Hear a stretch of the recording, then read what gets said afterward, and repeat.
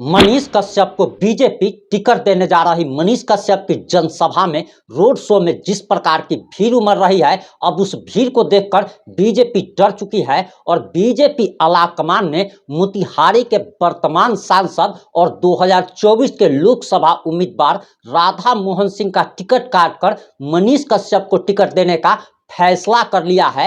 मनीष कश्यप ने अब तक नॉमिनेशन दाखिल नहीं किया है और इसी पर यह खबर आ रही है कि मनीष कश्यप को बीजेपी टिकट देने जा रही है। मनीष कश्यप से बीजेपी डर चुकी है और तमाम मीडिया चैनलों पर यह खबर चलाई जा रही है कि प्रधानमंत्री नरेंद्र मोदी ने आपातकालीन मीटिंग की है।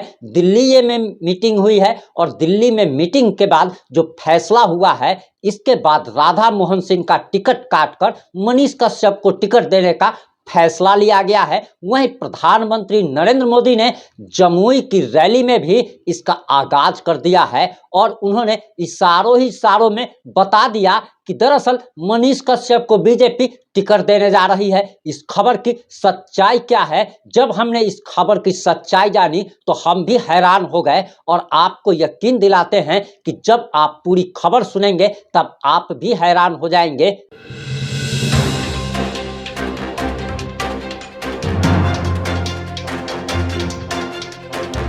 नमस्कार, मैं प्रिंस कुमार सिंह और आप देख रहे हैं पॉजिटिव इंडिया। अगर अभी तक आपने चैनल को सब्सक्राइब नहीं किया है, हमारे फेसबुक पेज को फॉलो नहीं किया है तो अभी कर लीजिए और जो लोग ऑलरेडी कर चुके हैं उन तमाम लोग को सहृदय धन्यवाद। अब वापस आते हैं अपनी खबर पर। दरअसल कुछ मीडिया चैनलों पर यह खबर चलाई जा रही है कि मनीष कश्यप को बीजेपी ने टिकट देने का फैसला कर लिया है। बीजेपी डर चुकी है और डरने का कारण बताया जा रहा कि जिस प्रकार से मनीष कश्यप के रोड शो या फिर जनसभा में जिस प्रकार से भीड़ उमड़ रही है, उस भीड़ को देखकर बीजेपी डर चुकी है और बीजेपी ने आपातकालीन मीटिंग बुलाई और उस आपातकालीन मीटिंग के बाद यह फैसला लिया गया कि मोतिहारी से राधा मोहन सिंह का टिकट काटकर मनीष कश्यप को टिकट दिया जाए। आपको बताते चले कि इससे पहले भी एक अफवाह पहले उड़ चुकी है। जब टिकट बांटा नहीं गया था, टिकट का वितरण नहीं हुआ था, लोकसभा उम्मीदवारों के नाम की घोषणा नहीं हुई थी, उस समय भी यह अफवाह उड़ाया गया था कि दरअसल राधा मोहन सिंह का इस बार टिकट कटने जा रहा है, राधा मोहन सिंह को इस बार टिकटें नहीं मिलेगा।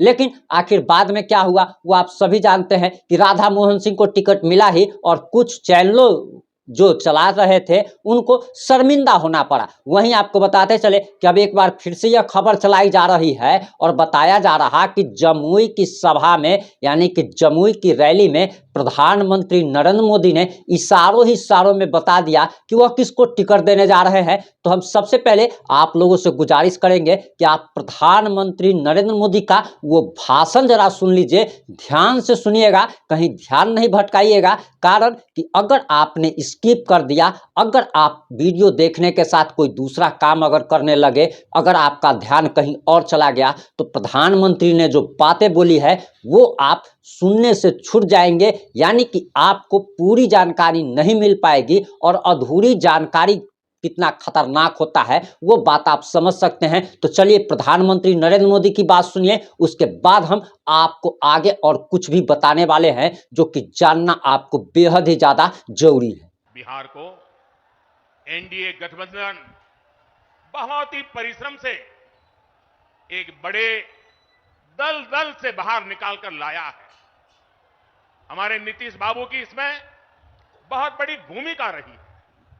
अब समय आ गया है कि बिहार और तेज गति से विकास करे। इसलिए 2024 का चुनाव बिहार और भारत के भविष्य के लिए बहुत निर्णायक है। ये चुनाव विकसित बिहार के सपनों को पूरा करने का चुनाव है। ये चुनाव विकसित भारत के संकल्प को मजबूत करने का चुनाव है। आज एक और कांग्रेस और आरजेडी जैसी पार्टियां हैं जिन्होंने अपनी सरकार के समय पूरी दुनिया में देश का नाम खराब किया था। दूसरी ओर बीजेपी और एनडीए है जिसका एक ही लक्ष्य है, विकसित भारत का निर्माण, खुशहाल बिहार का निर्माण। आप याद करिए 10 साल पहले दुनिया में भारत को लेकर क्या राय होती थी? कांग्रेस के राज में भारत को कमजोर और गरीब देश माना जाता था। छोटे छोटे देश आज जो आटे के लिए तरस रहे हैं, उनके आतंकी हम पर हमला करके चले जाते थे और तब की कांग्रेस दूसरे देशों के पास शिकायत लेकर जाती थी। मोदी ने कहा, ऐसे नहीं चलेगा। भारत वही महान पाटलिपुत्र और मगध वाला भारत है। भारत वही चंद्रगुप्त मौर्य वाला भारत है। आज का भारत घर में घुसकर मारता है। आज का भारत दुनिया को दिशा दिखाता है। अब दुनिया देख रही है कि केवल 10 वर्षों में भारत की साख और भारत की हैसियत आज कैसे बढ़ी है।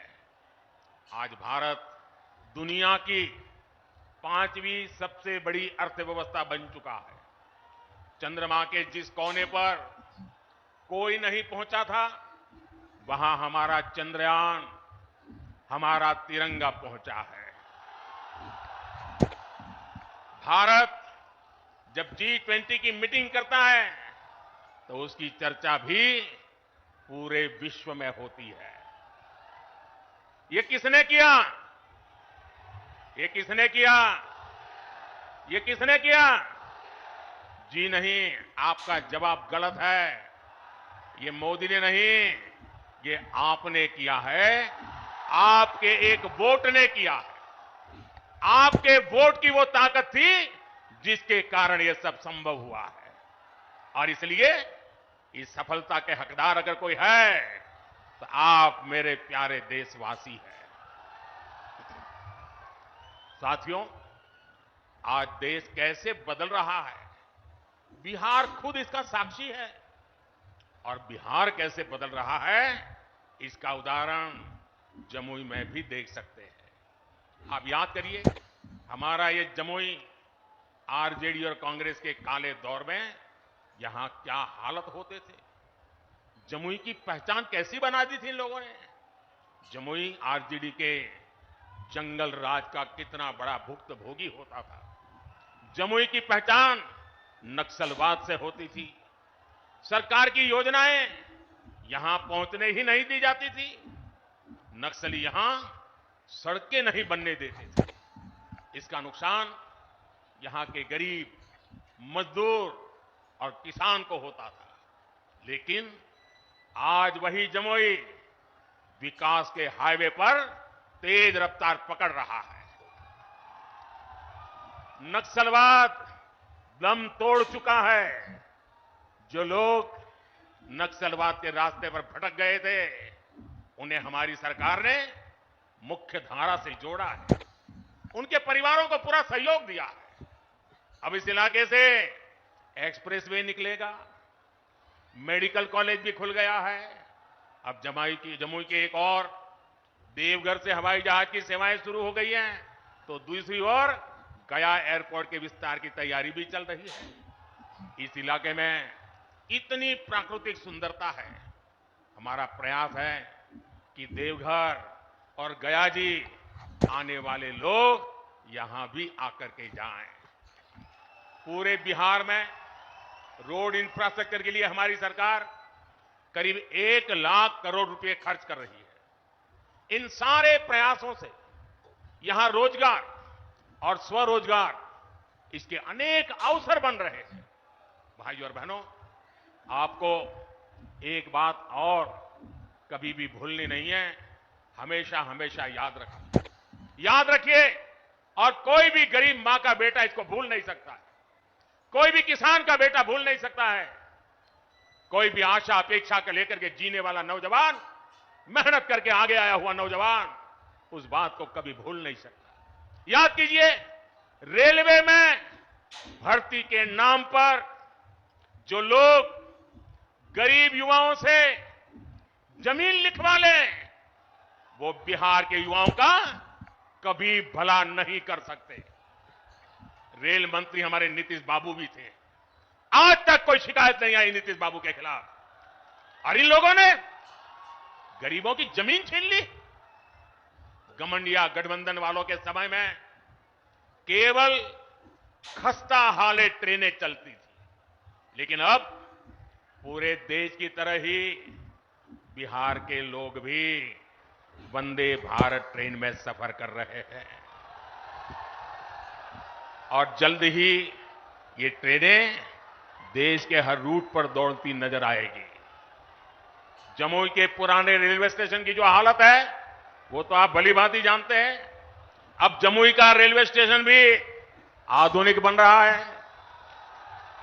कुछ महीने पहले जब नए रेलवे स्टेशन की तस्वीर दिखाई गई थी तो सब जगह उसकी चर्चा हुई थी। वो दिन दूर नहीं जब बिहार के बड़े रेलवे स्टेशन भी एयरपोर्ट्स की तरह सुविधा युक्त होंगे। साथियों, अभी नीतीश बाबू बता रहे थे कितने सारे काम हुए, भाई चिराग बता रहे थे कितने सारे काम हुए, हमारे सम्राट जी बता रहे थे कितने सारे काम हुए, और मैं भी इतने सारे काम बता सकता हूं, शायद रात भर मीटिंग चलानी पड़े। लेकिन उसके बावजूद भी भाइयों बहनों, ये मोदी है, मोदी की कुछ सोच ही अलग है।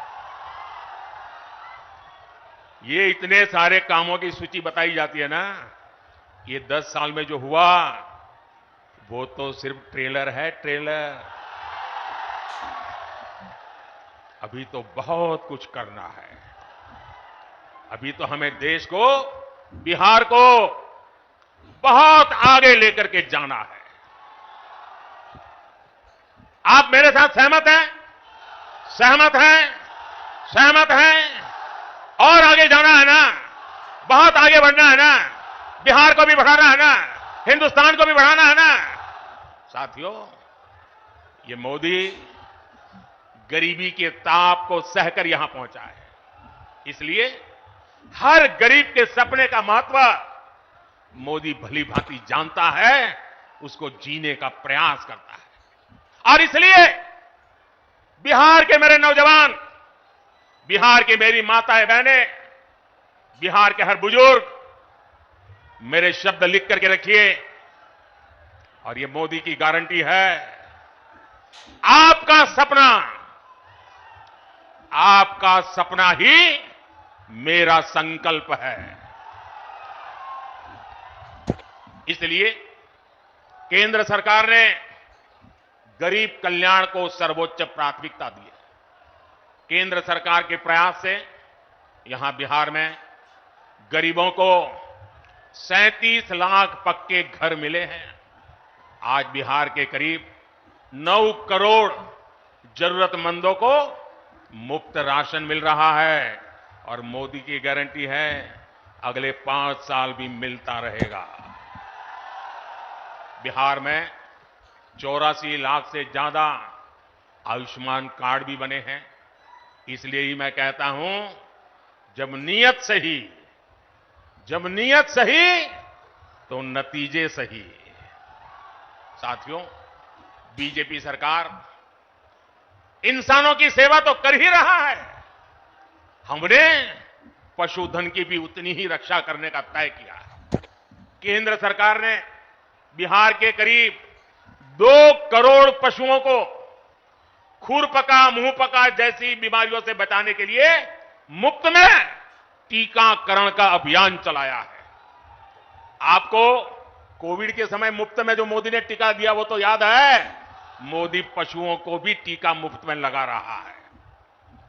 पहले गरीबों का जो पैसा बीच में ही लूट लिया जाता था, अब वो सीधे आपके खाते में पहुंच रहा है। आज बिहार के 85 लाख से ज्यादा किसानों को पीएम किसान सम्मान निधि का लाभ मिल रहा है। यहां जमुई में ही किसानों को इस योजना के तहत 850 करोड़ रुपए से अधिक सीधे उनके बैंक खाते में पहुंचे हैं। आप मुझे बताइए साथियों, एक गठबंधन वालों की सरकार होती तो आपके बैंक खाते में सीधे पैसे भेजने वाली व्यवस्था बनती क्या? हो सकता क्या? आरजेडी कांग्रेस आपके हक के सारे पैसे भी लूट लेते और आपसे साइन भी करा लेते कि हाँ पैसा मिल गया है। साथियों, आज देश के सारे भ्रष्टाचारी जो हमेशा एक दूसरे से लड़ते थे, एक दूसरे पर भ्रष्टाचार के आरोप लगाते थे, एक दूसरे को जेल में बंद करने की मांग कर रहे थे, अब वो सब मिलकर मोदी आया।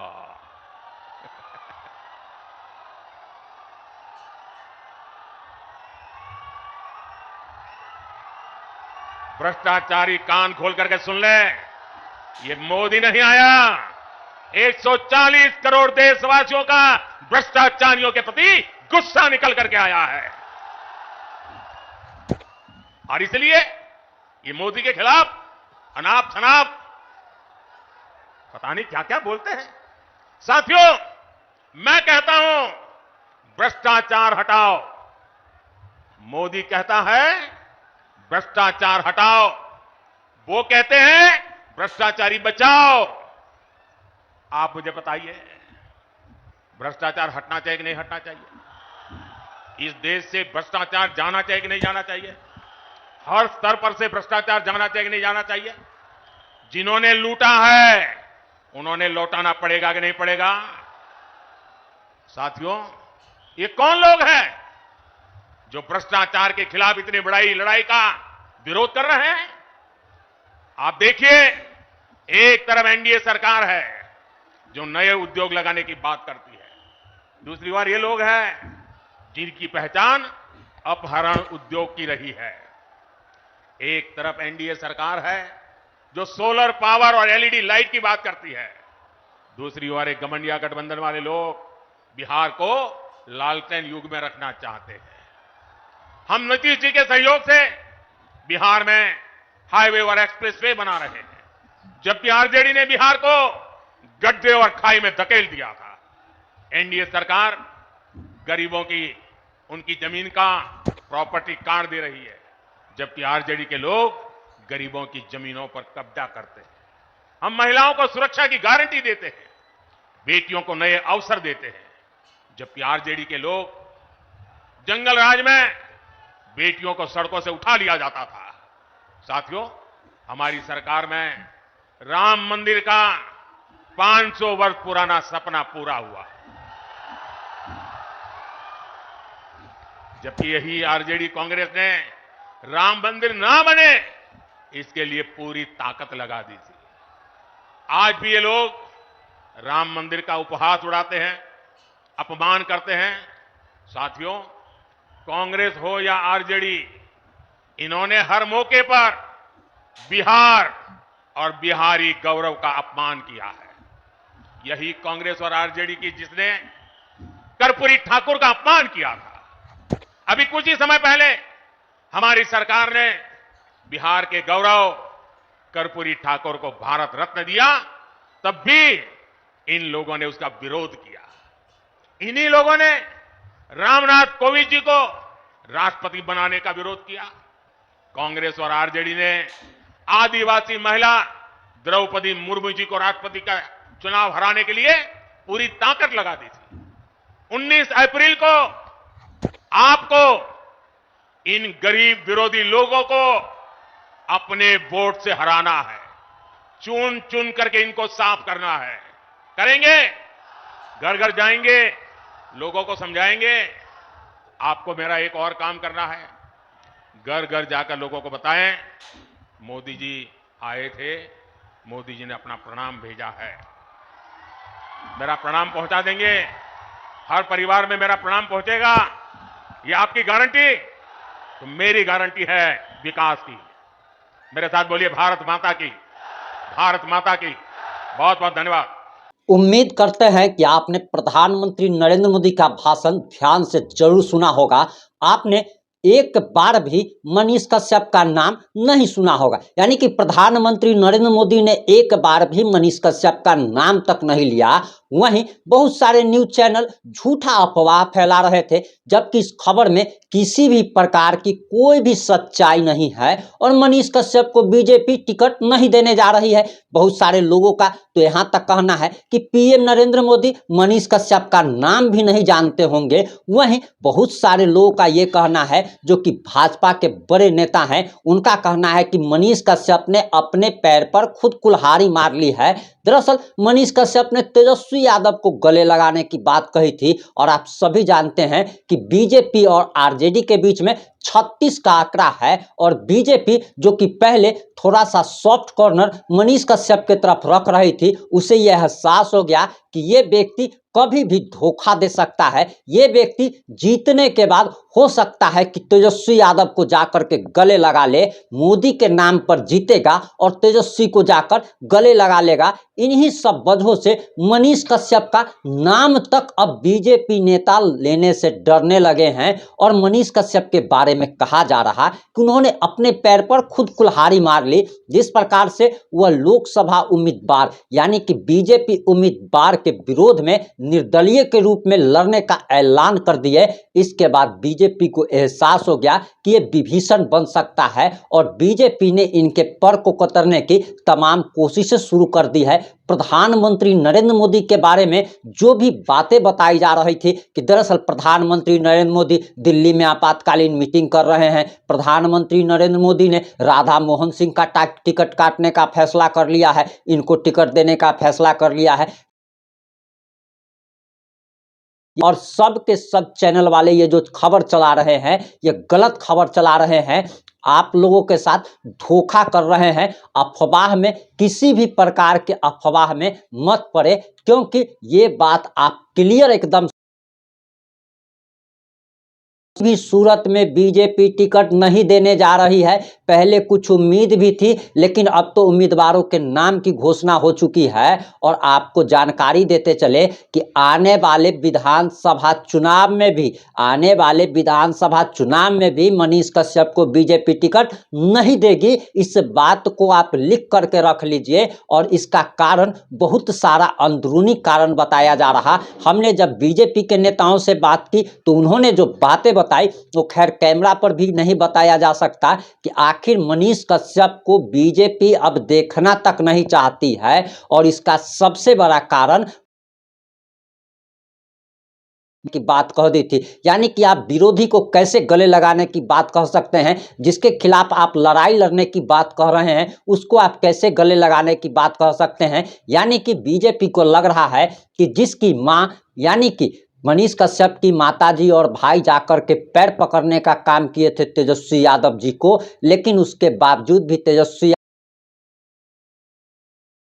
मां को जिस व्यक्ति ने रुलाया हो, उस व्यक्ति को जो व्यक्ति गले लगाने की बात कहता हो, वो कभी भी विश्वासघात कर सकता है। ऐसा बीजेपी के नेताओं को लगता है कि ये व्यक्ति अगर बीजेपी के टिकट पर कल चुनाव भी जीत जाएगा तो हो सकता है कि यह बाद में कहे कि हम बिहार को बदलने के लिए हम तेजस्वी यादव को गले लगाने के लिए तैयार है और ये तेजस्वी यादव के साथ जाकर के मिल सकता है। यानी कि कहीं ना कहीं मनीष कश्यप ने लोगों के साथ साथ बीजेपी नेताओं का भी विश्वास तोड़ दिया है। यानी कि उम्मीदों पर ये खरे नहीं उतरे और इनका इमेज के बारे में बताया जा रहा कि एक राष्ट्रीय स्तर पर इनकी जो इमेज बनी थी वो इमेज कहीं ना कहीं धूमिल हो चुकी है और इसका सबसे बड़ा कारण लालू परिवार पर इनका सॉफ्ट कॉर्नर देखा जा रहा है।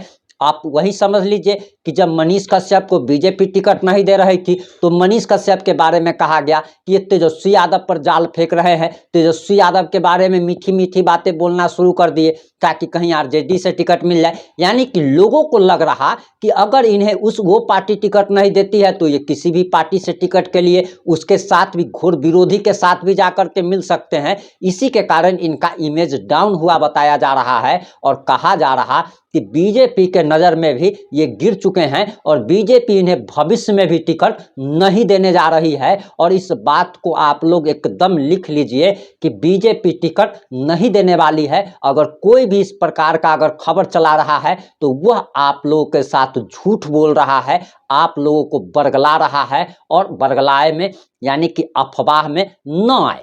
जुड़े रहे हमारे साथ, हम ऐसे ही आपको खबरों की सच्चाई बताते रहेंगे। जुड़े रहें। जय हिंद, जय भारत।